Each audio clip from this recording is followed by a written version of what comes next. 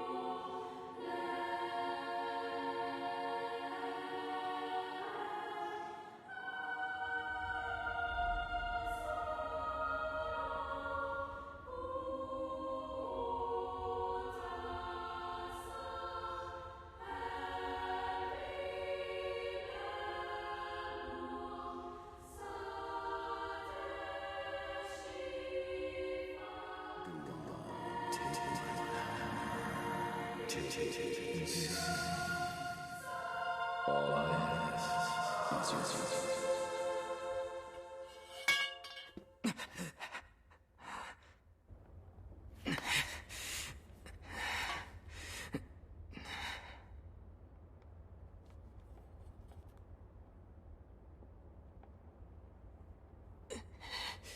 goddamn book.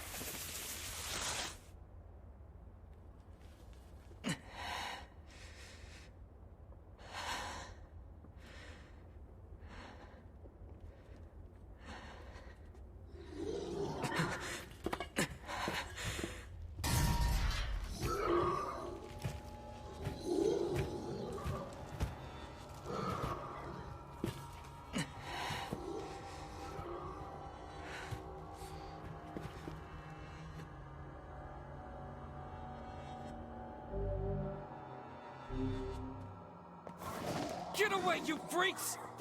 I'll kill you all! So, it's the summer of the year 2053 in a yet unnamed area. It clearly takes place in some dystopian, abandoned city with strange, deadly creatures roaming around. As a child, all alone in the wreckage of a convenience store, you're really just thrust into this bleak world with next to no explanation. All you know is it's summer, and the world is covered in snow.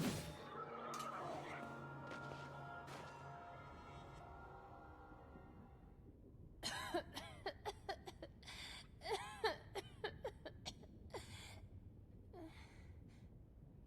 they gone? Hey, you okay? I think so. I'm sorry. It'll stop in a second. I promise.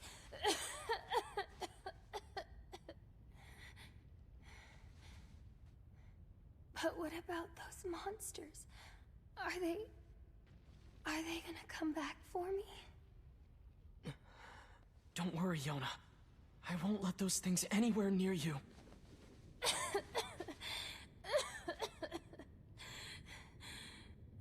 Sit tight. I'm gonna go see if I can find something to eat.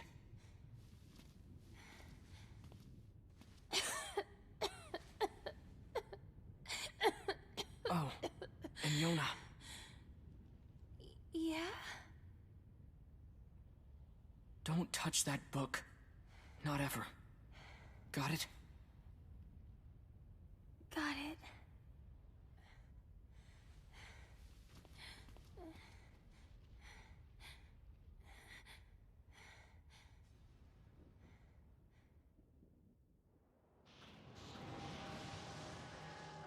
Okay, so maybe you aren't so alone.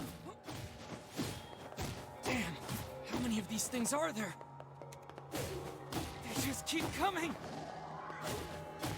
I won't let you lay a finger on Yona!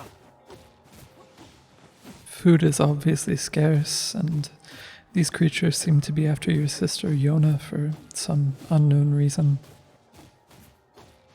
You have to protect her, no matter the cost.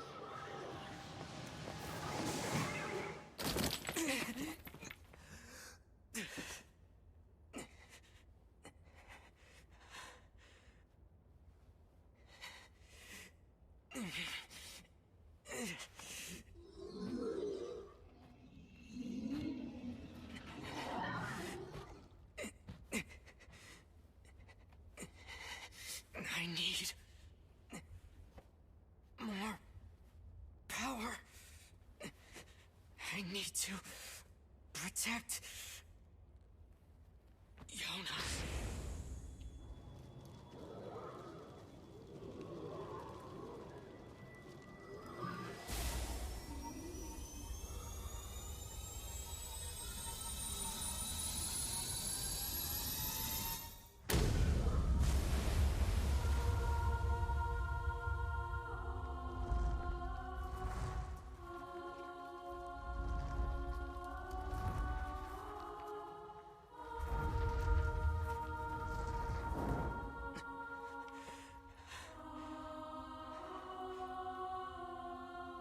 Stay away from my sister.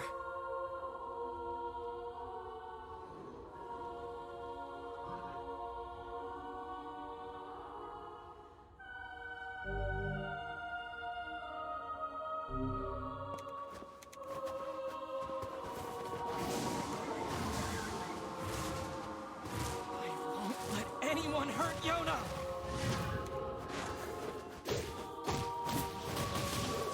This is the power of the Black Book. I absolutely love this intro sequence. Starting you out fairly weak and showing you just how powerful this book's magic is in comparison. It's just a great way to hook people while also expanding the narrative. This will be a story-focused playthrough, and I'll try to show the full story as I think it should be experienced, with a bit of commentary on the side. I'll stay quiet during any in-game dialogue or cutscenes, and try to show as much content as I can. I'll be doing all sub-quests in separate videos, which can be skipped for the most part, but they will all add supplemental story too, so I do recommend watching it if you want the full experience. I'm going to be cutting out any grinding necessary after showing whatever farming spot I use, probably. I might not, but I'll decide that when I get to there. Other than that, I'll just try to show exactly what it is that I find so amazing in this game. Oh, well, I'm failing pretty hard at using this ability. Oh, there we go. I guess now is probably a good time to explain why I decided to play on hard mode in a story playthrough. Well, there's several reasons, but first and most importantly, I just believe it's the best mode to play the game on. It provides a nice challenge while not being too unfair, and it seems to be the difficulty that the bosses are designed around. It also gives me extra time to expand on and discuss the story, or just give the ability to show the bosses to their full extent rather than killing them instantly. Lastly, I just haven't played the full game on hard yet, and I'd like to. So let's get right into the discussion a little bit about the story, because somehow they fit so much into such a short amount of time. Start with the very first loading screen, for example. and the diary entry shown there. Having the diary from December 22nd transition into a snowy scene, it really sets you up to believe that this opening scene takes place in the winter. It's a really interesting choice to misdirect players right away before the game even starts. I think that's one of the things that this game does absolutely the best: misdirection and leaving things a bit ambiguous until the true reveal comes later. Playing through is kind of like solving a puzzle of lore constantly during a playthrough, similar to how the Dark Souls series tells its narrative. Everything matters, and there's tons of small little details. For one small example, the track that plays in the opening is called Snow in Summer. They explicitly call out these little inconsistencies often, and it's a nice way to keep players curious. Another thing this intro does so well is set up mysteries to be explained further down the line. What caused this destruction surrounding you? Was it these monsters? What are these monsters? And where did they come from? What is this strange and powerful, seemingly Faustian book? There's just so much that feels a bit uncanny in the first 10 minutes. Even when you come to just look at the design of these creatures, the dynamic yellow patterns on these inky black bodies, everything's just so interesting. The magic design, character designs, and of course the music.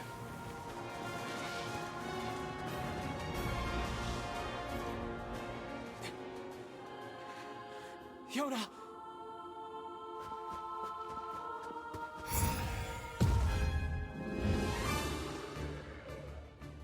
One thing that seriously still impresses me about this game is how well the combat holds up.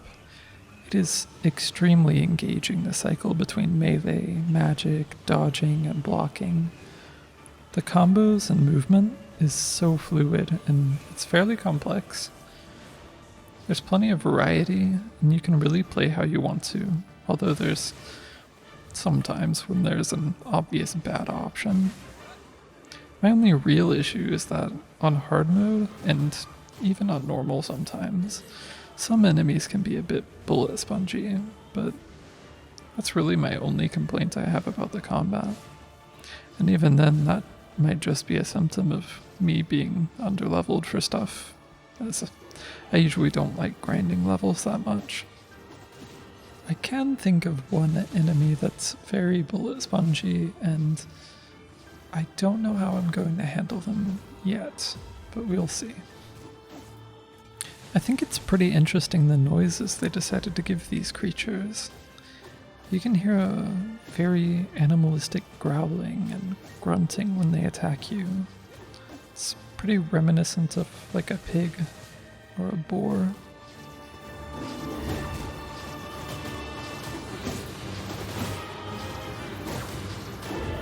Its movements and attacks also seem very brutish, as if just swatting you away in self-preservation when you're up close, or firing a random volley of projectiles when you're further away.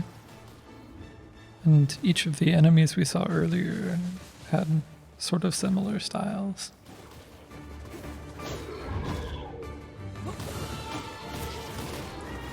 One thing I haven't mentioned yet is just how amazing this soundtrack is. I think basically everyone who knows of NieR knows that the soundtrack's great, but it truly just elevates the experience so much. I'll speak more on it later, surely, but for now I just want to appreciate it.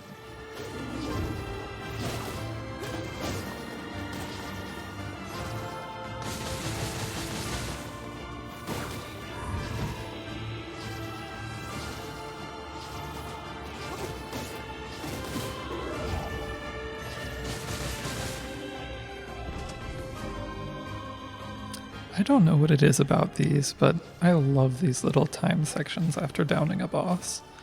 You have to destroy the full circle of runes in time, or the boss will get back up, and the fight continues. It's nothing too complex, but it just feels really nice and leads to some of my favorite moments in any game.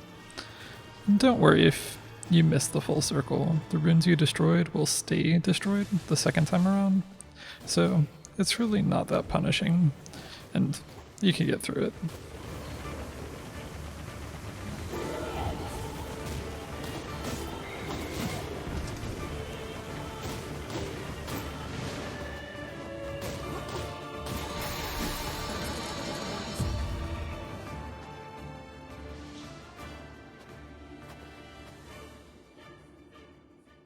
And with this giant creature defeated, let's get back to Yona.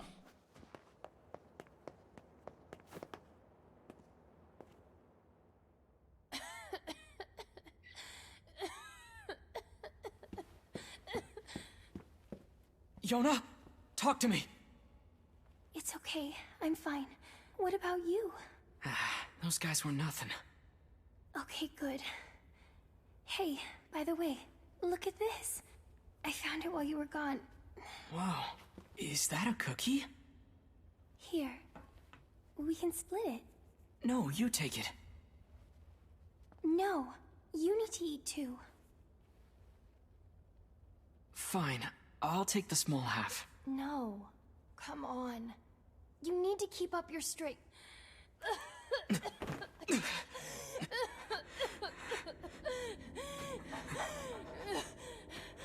Yona! Yona! Oh no. I'm sorry, I dropped the cookie. I didn't mean to. Yona? Why did you? You've always been the one helping me. So I just wanted to. No. Yona! Yona!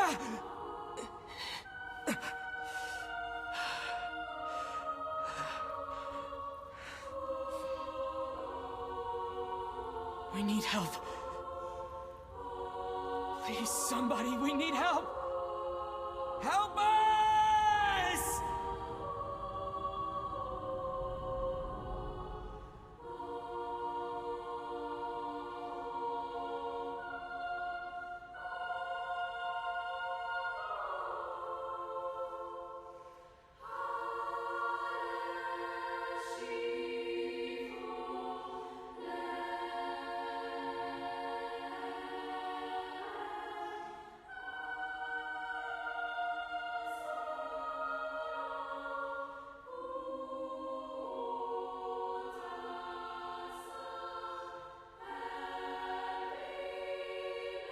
Oh, Yona.